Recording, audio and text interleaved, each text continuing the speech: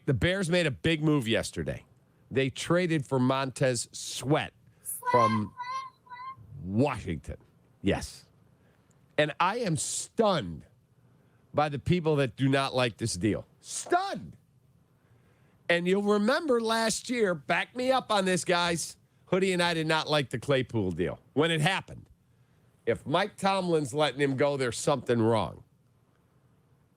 This one, love. I'm shocked there are people out there that don't like this deal. He's a really good player. He plays every game. He plays through injury. I spoke to someone last night who is friends with one of the Washington coaches. This is from in the room now. Here's exactly what he said. We are really sad to lose that guy. They're not sad about Chase Young. Not sad at all. His medicals did not check out for multiple teams, including the Bears. Terrible knee, terrible hip. That's why they didn't pick up his fifth-year option.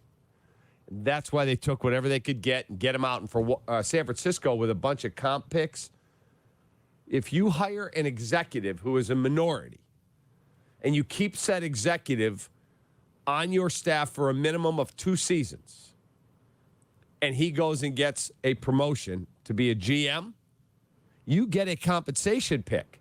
So when Rand Carthon left San Francisco to run Tennessee, Rand Carthon brought them what will be a third-round compensation pick at the end of the 2024 draft. They said, all right, take the comp pick. Take it. So they basically gave an extra pick to rent Chase Young for the rest of the year. Can he stay healthy? We'll find out. But his medicals failed multiple teams' physicals. Shay, you heard 4 teams, right? Yeah, I talked to a friend of a friend who has connections to that organization. I heard there were 4 failed physicals. Correct. And I believe the Bears were one of those. It makes sense, right? Chase Young goes for a compensatory third-round pick. Something went wrong in a lot of negotiations for that level of talent to go for a comp pick. Correct. Damn. Because he's got bad medicals. So from the Washington coaches, we are really sad to lose Montez Sweat. Here's what they said about him. Plays every down. Good against the run. Good against the pass. Freak athlete. Great dude, great person in the room. That is a huge addition for Chicago. I love that. This was an ownership-driven decision in concert with Ron Rivera that if we can get a second-round pick, we'll do it. Anything less, we're going to keep him. But we'd like to start adding draft capital to rebuild. And when Chicago and others offered a second-round pick, they took the highest second-round pick they could get, and that was the Bears. This was a very astute move. And for people going, well, why wouldn't you just sign him in free agency? Kimberly A. Martin of ESPN, he would not have gotten to free agency. He was going to get traded. He was going somewhere for a second-round pick. They got the highest of the second-round picks being offered, that being the Bears. And the Bears now have to get him signed, but they also have the ability to franchise tag him. So he's not going anywhere. He's part of their future. Chase Young was not. You were never giving him a multi-year, huge money extension with awful medicals. It was not going to happen. That would have been a fireable offense. So you push him to the side. And, in fact, something I read out of Washington last night, they said they look at Chase Young as addition by subtraction, just getting him out of their building. So that tells you all you need to know.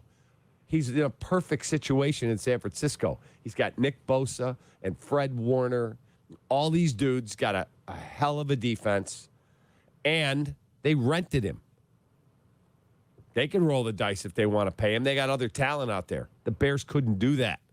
Other teams couldn't do that. And then the failed medicals, that made it an easy decision. So I love this trade. Love. Didn't like the Claypool trade. Love this one. Love that. 312-332-3776. I think the Bears got this right.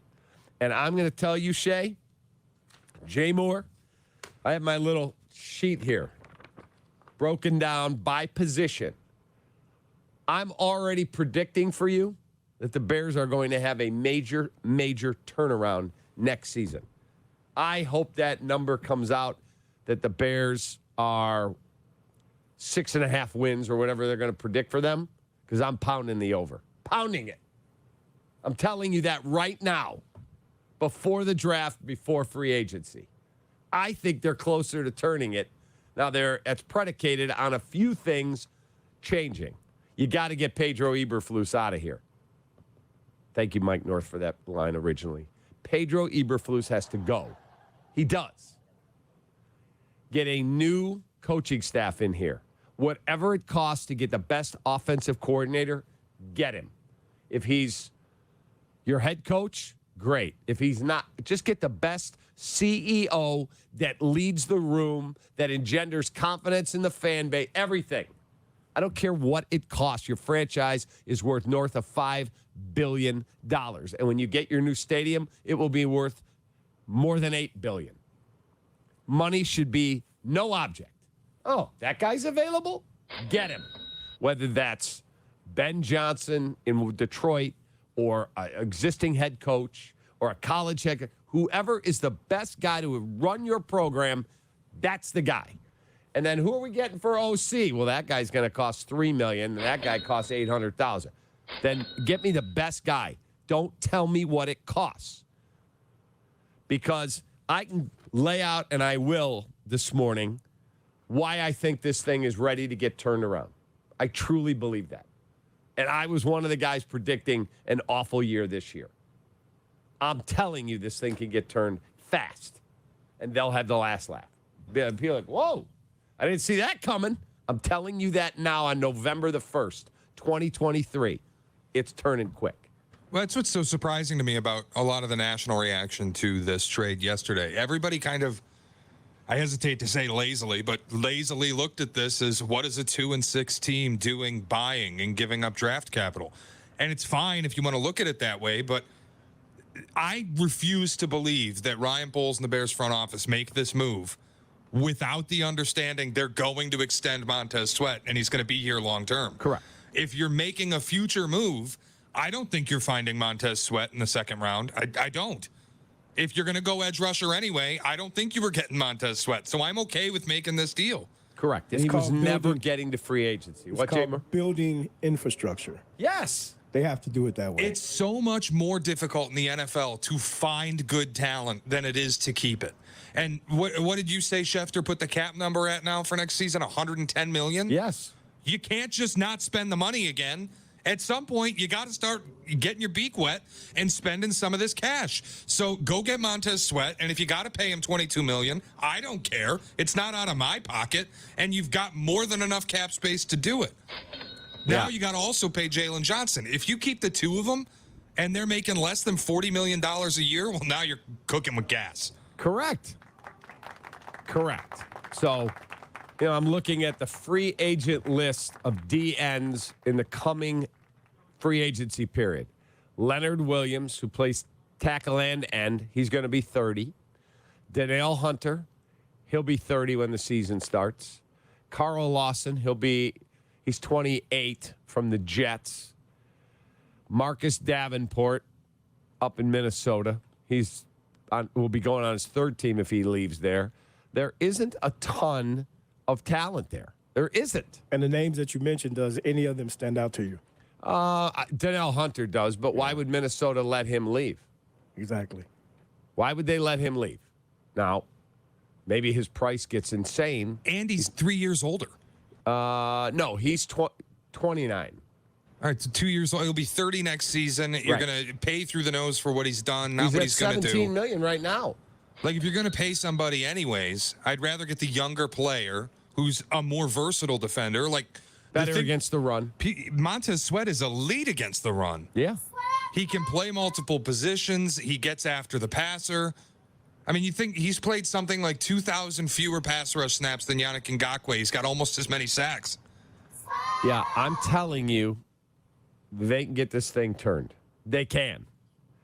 They've got to make a few astute moves.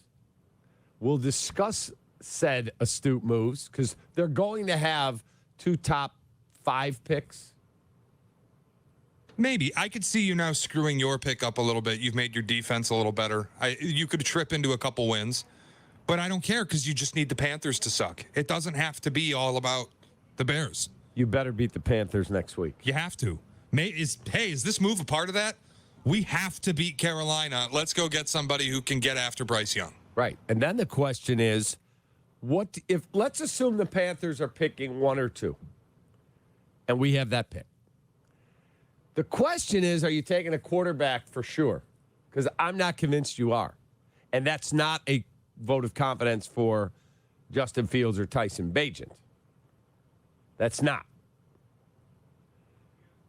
You may say, we're going to wait a year. We're going to fix the infrastructure. Finally.